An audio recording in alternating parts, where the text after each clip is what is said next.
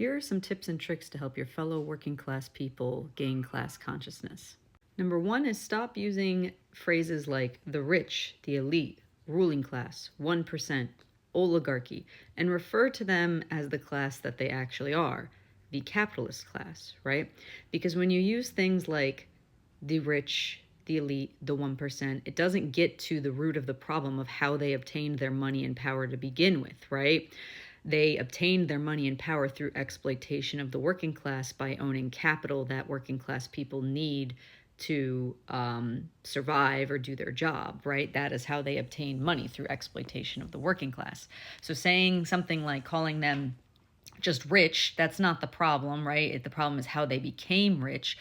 Calling them the ruling class, well, again, how did they obtain that power? Basically, under capitalism, money buys power and power decides.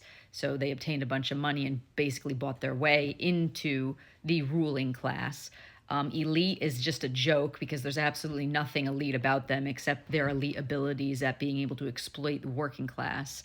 Oligarchy, same thing. So just refer to them as what they are. And if you are talking to someone you think they'll shut off when you say capitalist class, you can say capital owning class instead, and maybe that will help them understand. Or owning class is okay, but I like to add that word capital in there because, again, that is how they are obtaining their wealth, through ownership of capital.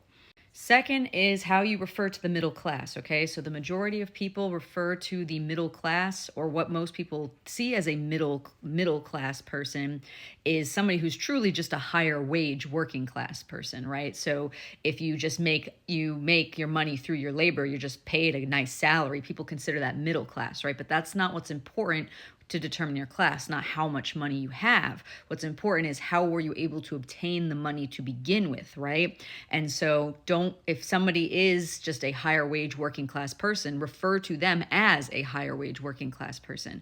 A true middle class person would be somebody who builds their wealth through their labor, but also owns some capital as well to extract some value from other working class people. So that would be somebody who's like a small time landlord but still has a job, or small business owners, right? Like who still need to work and manage their business, right? Because managing is labor, not ownership, though, which leads me to point number 3.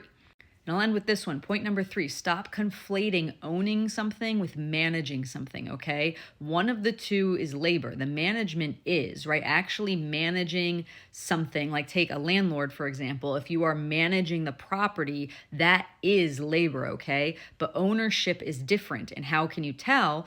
Because if you are a big enough landlord, we'll take, for example, you can hire somebody to do all the management for you, right? And that's what property managers are, right? They are people who are going to manage the properties, while the landlord still owns the property. They don't even have to lift a finger. They outsource all the labor and have all other people do the labor for them, and then they still get to pocket all the money just through ownership of the property, okay? So stop conflating managing with ownership.